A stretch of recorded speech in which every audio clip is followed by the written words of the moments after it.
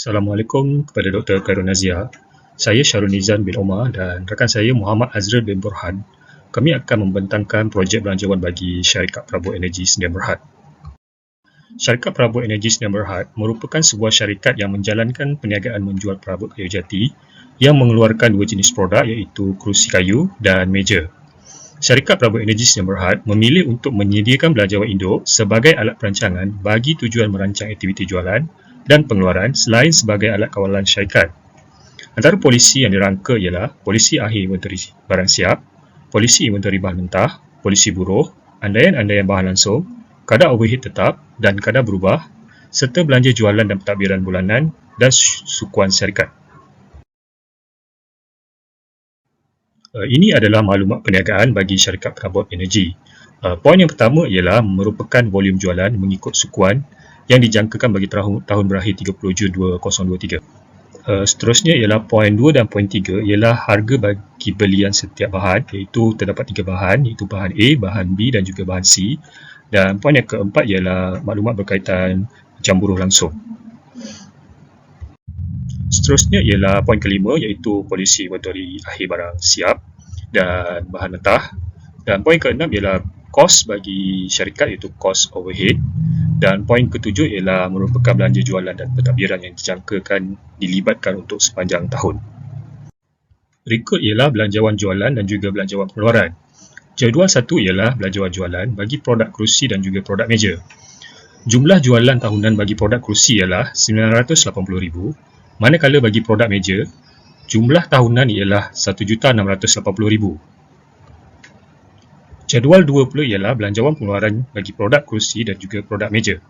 Kedua-dua jumlah belanjawan pengeluaran untuk unit pengeluaran adalah sama iaitu sebanyak 1,520 unit.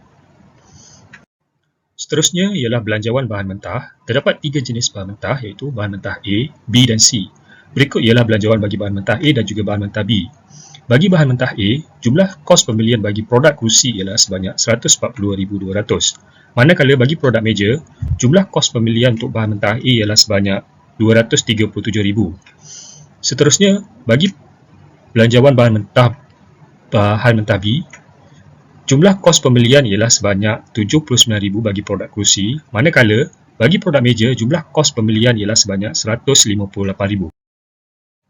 Bagi belanjawan bahan mentah C pula, jumlah kos pembelian bagi produk kerusi ialah sebanyak RM63,200, manakala bagi produk meja, jumlah tahunan ialah sebanyak RM94,800. Berikut ialah belanjawan buruh. Bagi mendapatkan jumlah yang diperlukan bagi belanjawan buruh, unit pengeluaran akan dikalikan dengan jam buruh seunit. Jam buruh seunit bagi produk kerusi ialah sebanyak RM3, manakala jam buruh seunit bagi produk meja ialah RM4. Setelah mendapatkan jumlah yang diperlukan, akan dikalikan dengan upah buruh. Upah buruh bagi kedua-dua jenis produk adalah sama iaitu sebanyak RM5.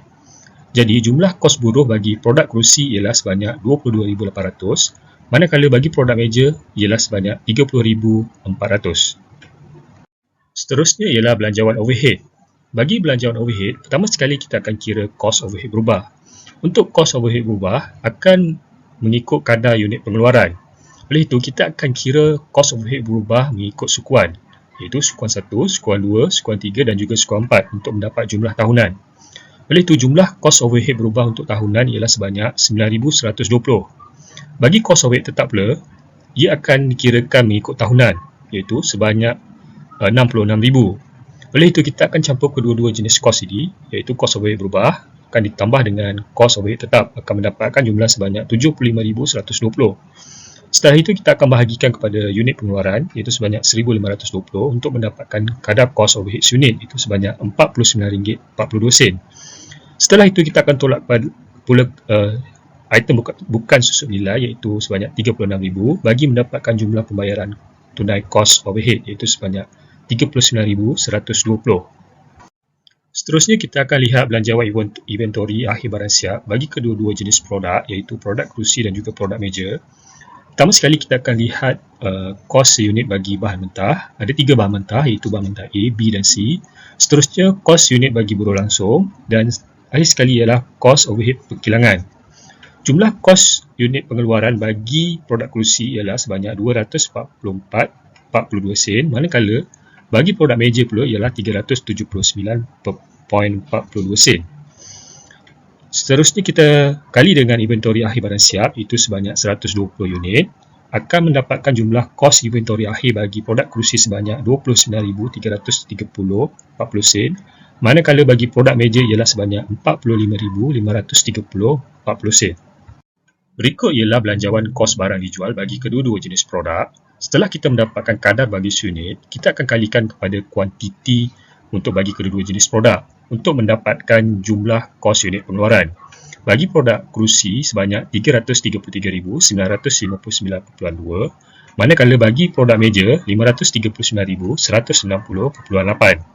Tolak ditambah dengan kos inventory awal, iaitu sebanyak kosong kerana perniagaan ini baru bermula, dan ditolak dengan kos inventory akhir barang siap, akan mendapatkan jumlah kos barang dijual bagi produk kerusi sebanyak 304,628.8, manakala bagi produk meja ialah sebanyak 493,630.4. Seterusnya ialah belanjawan jualan dan juga belanjawan pentadbiran. Bagi belanjawan jualan dan pentadbiran, kita akan terus kira mengikut tahunan, iaitu bagi belanja pentadbiran ialah sebanyak 12,000, belanja gaji pekerja pejabat ialah 18,000, belanja gaji jurujual ialah 36,000, belanja pengiklanan 6,000 dan belanja pelbagai sebanyak 2,400. Jadi jumlah tahunan bagi belanja jualan dan pentadbiran ialah sebanyak 74,400. Penyata pendapatan proforma bagi tahun berakhir 30 Jun 2023 bagi syarikat perabot energi ialah jualan sebanyak 2,660,000 ditolak dengan kos barang dijual sebanyak 798,259.2 akan mendapatkan untung kasar iaitu sebanyak 1,861,740.8, dan tolak dengan belanja jualan dan pentadbiran iaitu sebanyak 74,400 akan mendapatkan untung bersih sebanyak 1,787,340.8. Seterusnya untuk analisis belanjawan. Seterusnya untuk analisis jualan dan pengeluaran. Raja 1 dan jalan 10 menunjukkan analisis jualan dan pengeluaran mengikut sukuan untuk produk kerusi. Merujuk kepada sukuan pertama, unit jualan yang terjual adalah 300, pengeluaran adalah sebanyak 440. Untuk sukuan kedua, unit jualan adalah 350 dan pengeluaran adalah 350. Untuk sukuan ketiga, unit jualan adalah 350 dan pengeluaran 370. Untuk sukuan keempat, unit jualan adalah 350 dan untuk pengeluaran ialah 360. Dan untuk tahunan pula, jualan sebanyak 1,400 dan pengeluaran sebanyak 1,520. Seterusnya untuk Rajah 2 dan Jadual 11 menunjukkan hubungan di antara jumlah jualan yang dapat dikutip dan juga jumlah pengeluaran bagi penghasilan produk meja untuk tempoh 1 Julai 2023 dan sehingga 30 Jun 2024. Mengikut sukuan, pada sukuan pertama dapat dilihat bahawa jualan yang diperolehi syarikat adalah 300 unit jualan dan pengeluaran adalah pada 440 unit untuk produk meja ini. Untuk sukuan kedua pula, syarikat telah menjual sebanyak 350 unit produk meja, manakala pengeluaran adalah pada nilai yang sama iaitu 350 unit juga.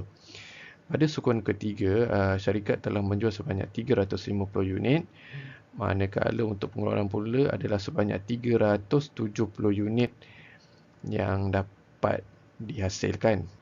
Untuk sukuan keempat pula, syarikat telah membuat jualan sebanyak 350 unit dan pengeluaran adalah sebanyak 360 unit. Untuk jadual 11 menunjukkan perbezaan antara pengeluaran dan jualan untuk produk meja ini pada setiap sukuan. Jualan yang paling tinggi dapat direkodkan adalah pada sukuan kedua sehingga keempat, iaitu dengan jualan sebanyak 350 unit setiap sukuan. Manakala perbezaan yang paling rendah untuk produk meja ini adalah pada sukuan pertama, iaitu sebanyak 300 unit jualan. di mana perbezaan ini antara sukan kedua dan keempat adalah sebanyak 50 unit untuk produk major. Okey, seterusnya analisis jumlah hasil dan kos. Okey, merujuk kepada darjah 3 darjah 12, analisis kos pembelian bahan mentah mengikut sukuan untuk produk kerusi. Okey, untuk sukuan pertama, bahan mentah A diperlukan sebanyak 45,900. Okey, bahan B adalah sebanyak 25,500. Bahan C sebanyak 20,400 dan untuk sukan kedua 31,860. Bahan B pula 17,700 dan bahan C adalah sebanyak 14,160. Okey, untuk sukan ketiga bahan A diperlukan sebanyak 33,120. Bahan B diperlukan sebanyak 18,400 dan bahan C 14,720. Untuk sukuan keempat pula 31,320 untuk bahan B 17,400 dan bahan C 13,900. Okey, untuk tahunan bahan A diperlukan sebanyak 140,200, manakala untuk bahan B 79,000 dan bahan C 63,200. Okey, seterusnya untuk darjah 4 dan darjah 13, analisis kos pembelian bahan mentah mengikut sukuan untuk produk major. Okey, untuk sukuan pertama, bahan mentah A diperlukan sebanyak 76,500, bahan B 51,000 dan bahan C 30,600. Okey, untuk sukuan kedua pula, bahan A diperlukan sebanyak 53,100, bahan B 35,400 dan bahan C 21,240. Untuk sukan ketiga, bahan A diperlukan sebanyak 55,200, bahan B 36,800 dan bahan C 22,080. Untuk sukuan 4 pula, bahan A diperlukan sebanyak 52,200, bahan B 34,800 dan bahan C 20,880. Dan untuk tahunan pula, bahan A diperlukan sebanyak 237,000, manakala bahan B 158,000 dan bahan C 94,800. Okey, seterusnya untuk darjah 5 dan darjah 14 ini yang menunjukkan analisa pengeluaran dan kos buruh langsung untuk produk kerusi mengikut sukuan. Okey, dapat dilihat pada sukuan pertama, jumlah kos buruh adalah 15 kali ganda lebih tinggi berbanding dengan unit pengeluaran, dengan kos buruh setiap satu kerusi adalah sama, iaitu pada RM5 seunit. Pada sukuan pertama, jumlah unit pengeluaran kos adalah sebanyak 440 unit dan kos buruh adalah sebanyak RM6,600. Okey, manakala untuk sukuan kedua pula, jumlah unit pengeluaran adalah sebanyak 350 unit dan kos buruh langsung adalah sebanyak RM5,250. Okey, untuk sukuan ketiga pula, jumlah unit pengeluaran adalah sebanyak 370 unit dan kos buruh langsung adalah sebanyak RM5,550. Untuk sukuan keempat pula, unit pengeluaran adalah sebanyak 360 unit dan kos buruh adalah sebanyak 5,400 unit untuk produk kerusi. Okey, seterusnya untuk darjah 6 dan darjah 15 ni adalah analisa pengeluaran dan kos buruh langsung untuk produk major. Okey, dapat dilihat pada sukuan pertama, jumlah kos buruh yang diperlukan untuk unit pengeluaran adalah sebanyak 440 unit dan kos buruh langsung yang diperlukan adalah sebanyak RM8,800. Manakala pula untuk sukan kedua, jumlah unit pengeluaran yang diperlukan adalah sebanyak 350 unit dan kos buruh langsung yang diperlukan adalah sebanyak RM7,000. Manakala untuk sukuan ketiga, jumlah unit pengeluaran yang diperlukan adalah sebanyak 370 unit dan kos buruh langsung yang diperlukan adalah sebanyak RM7,400. Manakala untuk sukuan keempat pula, jumlah unit pengeluaran yang diperlukan adalah sebanyak 360 unit dan kos buruh yang diperlukan adalah RM7,200. Okey, sekian, terima kasih.